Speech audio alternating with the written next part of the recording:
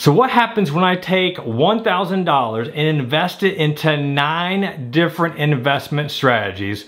We're gonna find out how that works, how much money I've made, and who the surprise winner is right now. What's going on, y'all? Welcome back to Wealth Hacker TV, the channel dedicated to teaching you new ways to grow wealth that is not taught to you in schools or by your parents. I'm your gracious host, Jeff Rose, and today we're doing a recap of the Grow Your Dough Challenge. And for those that have been asking, my apologies. I know it's been a long time. It's been too long, and I could give you so many different excuses of why it's taken me so long, but we'll get into that another day. But today, let's talk about the numbers. But before we get into the numbers, let's first, for those that don't remember, maybe this is the first time watching this.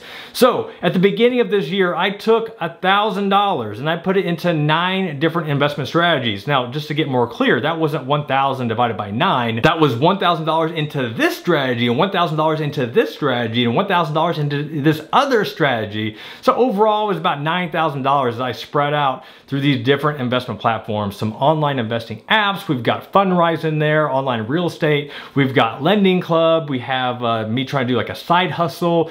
And then this other one that I did that actually is the surprise winner, which you'll find out at the end of this video if you watch all the way through. All right, so now that's what I did. So the whole point of this was to show you that how easy it is to invest, that if you haven't invested yet, for those that give me all these excuses of why you haven't invested, I'm showing you how you can go out and open an investment account online and start investing immediately. Any excuses you give me right now is not good enough because people tell me they can't do one investment account and I just did 9 different ones. Like, you see the issue here? All right, okay, so I've talked enough about that in other videos. You can watch all of those, but today, we're gonna look at some of the numbers. So right now we're gonna dive into my computer and show you how things are looking, who's making the most money, and you're gonna be surprised maybe you won't be surprised, but you'll see who the clear winner is at the end of this video. So make sure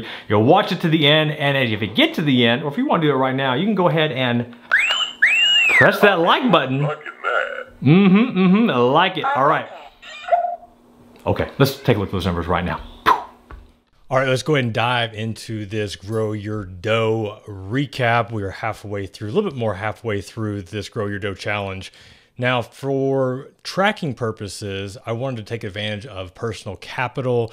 Personal Capital is by far my most favorite online tool because it's free and it is one of the only tools out there that will track not just like your spending. I mean, that's what tools like Mint are for, but like what I love about Personal Capital is that it will sync and aggregate all your different investment accounts all into one place and show you exactly what you have, and it will track performance and everything you need to know and everything, a lot of things you probably don't really care about, but a lot of the stuff that you don't know unless you utilize a tool like this.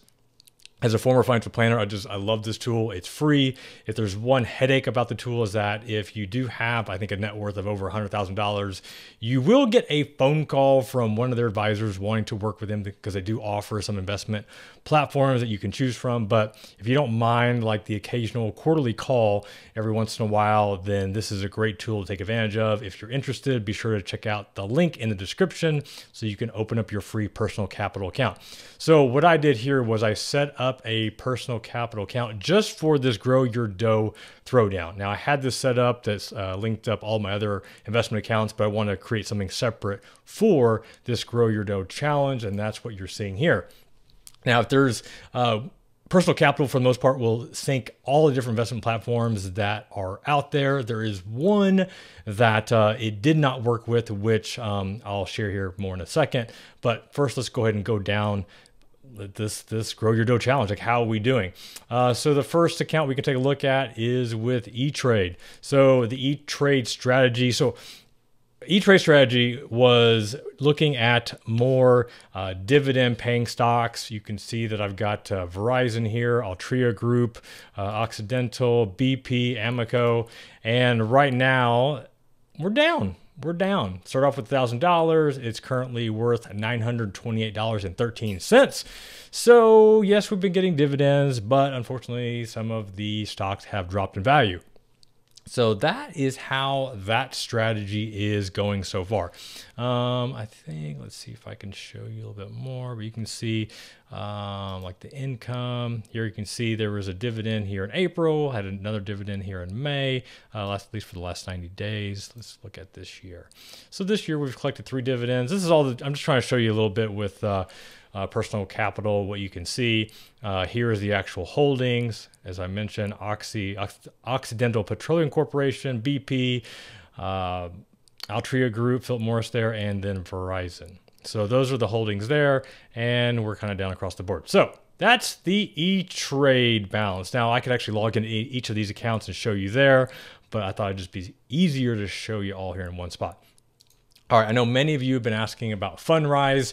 So here is how Fundrise has been doing. Invested $1,000 at the beginning of the year. Income-wise, we had a dividend back in April. Let's see if there was another one this year. No, just in April. So that was $13.38.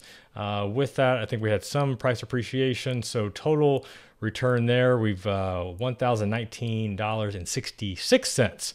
So that is the percentage there. And now we compare that to LendingClub. And I had another video where I talked about LendingClub, compared that to Fundrise and kind of tracking that. So here's how LendingClub has been doing. Once again, started with $1,000, just like everything else. This one is currently more than Fundrise, $1,038.73.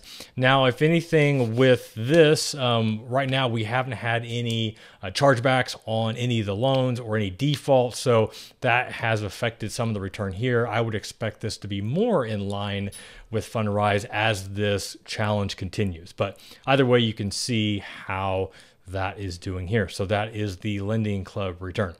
What about M1 Finance? So with M1 Finance, right now, here are the holdings. So this one, I went more tech. I think I bought the, what do you call it? The big 4, had Amazon, Google, Apple, Facebook, and then Netflix. So I guess it's the big 5, whatever. So with this, so this actually has done better than the dividend paying portfolio. So M1 Finance, we started with $1,000. We're up to $1,247, and that's what's going on there. So it looks like the big 5 have been pulling their way here. So as of right now, this is the winner. And if you kind of cheat down, you can see that this is the winner so far. There is one other one that we'll take a look here at the end. All right. So with Robinhood, strategy there was I went more speculative. One of the options I bought was GoPro, and that's just because the Hero 7 just came out, which is right here. So I'm a big fan of the Hero 7. I got one for my youngest son. He's been making some YouTube videos, so that was part of the reason there. And then I did buy a marijuana stock in Kronos Group. I'm not sure if I'm pronouncing that right. Either way, you can see how this one's doing. We are positive. Current balance is $1,027.58. So that is the return there. Here is Stockpile. So for those that missed it, I did a video with my 2 older sons, and I'm actually going to skip over to their account so you can see. So I've actually logged into Stockpile here. The reason being is because I set up 2 separate accounts. One for my oldest son, Parker, and one for my middle son, Bentley. So this was basically a duel between the 2. They picked their own stocks. I gave them the $1,000, and then we just tried to break up the shares as evenly as I could. So Parker right now, he is, he's not doing too good. So we put $1,000 in. He's down $100. And I'm not really sure. I think it's Facebook is the one that has hurt him the most. We'll take a look at it another time. But yeah, so right now, this is where he's at. He's down pretty big there. And as far as Bentley goes, Bentley right now is winning. So he started with $1,000. He's up to $1,047.80. And I'll have to take a look at which ones actually are winning for him. But they actually don't know this yet, so I have to show this. They've been asking me. I just completely forgot to show them. So right now, Little brother is beating big brother. So that is Stockpile. So Stockpile, once again, they're the investment account. You can buy, what do you call it, like gift cards for stocks. Really good for if you're trying to teach kids how to invest. That's what I like about Stockpile. All right, so TD Ameritrade. And if I'm being honest, I don't remember what my strategy was here. I think I just bought some blue chips, some bigger stocks. I really don't even remember. But either way, we have GE, General Electric, Berkshire Hathaway, some love for Warren Buffett, and then AT&T. And this one here, we're up $1,031.59. So that is the total there. Now, the last one here, I manually added this. So you can... if you can't sync up an account, or if you have like an asset that you, like there is no way to track it, through an online account, you can actually do a manual entry. So that's what I did here. And what I did was, I guess it doesn't show you a chart, but basically this is for StockX, and I'm gonna go ahead and show you my Google spreadsheet here. So if you missed this, I am a sneakerhead. That is, I've always been a sneakerhead, just never, I guess, had the money or had the desire to buy a bunch of sneakers. Now that I'm past the age of 40, I'm like just buying all these sneakers. My wife is tolerating it. She likes it. I think she actually has more Jordans than I do. That's a true fact. So here, so this whole strategy for the most part has just been trying to buy sneakers via the Nike sneakers app. And with this, man, this has been a whole lot harder than I had hoped. There have been so many different shoes that I was waiting in line for. I've got a Nike account. My wife has a Nike account, and we have been there trying to buy right when the shoes drop, and we have missed so many big ones, so many big ones. These are the ones that I've been able to buy, and the most recent one was the Jordan 4 is the Drake edition. I thought I had something here. Yeah. So it was these. I bought these. So these came out because right now, at the time of this recording, we've got the NBA Finals going on and the Raptors are in it. So they released these. I bought these, and then I made the mistake of I sold them too soon. I had them on there almost like a sell order, a good to cancel order, just like a stock. And I had a sale price of $245, and I should have just taken the order off because right after game 3 ended and the Raptors won, you can actually see right here, this spike right there, boom, got up to over $300, and I could have made a lot more. Instead, I think I actually lost money. But overall, I bought only 5 pair of shoes, and total profit is $115. So percentage-wise, I'm basing this off a $1,000 investment, and just going to basically at the end of the year see where I'm up total, 11.51%. So that is, once again, up 11%, and all I'm doing is buying shoes and just selling them on StockX. And that's what's going on there, and that's what I added there. So for the most part, here's all the ones I've added. Now, as I mentioned at the beginning of this portion of the screen recording, there was one that I couldn't sync up, and this is the one that you can call it embarrassing or just whatever. If you've watched any of my YouTube videos before, you've heard me talk about cryptocurrency, Bitcoin, all that good stuff. But I figured, you know what? I can't do a Grow Your Dough challenge without including Bitcoin. So I had a Coinbase account and put $1,000 in, and then let's see if I can show you. I split it up between all the different cryptocurrencies that they offered at the time. So I bought some Ethereum, I bought some Bitcoin Cash, I bought some Litecoin, and then also bought some Bitcoin as well. So with that, as you can see, who the current winner is in this Grow Your Dough challenge so far is crypto. $1,000 in, and right now total portfolio value is $3,027.97. So yes, crypto is winning. Bitcoin has had a resurgence here in the last, probably the last 3 to 6 months, I believe. You can see it. Well, no, that's the last 24 hours. Let me show. Well, for those that you don't, maybe you don't know, let me show you what it looks like. So here's the 1 year.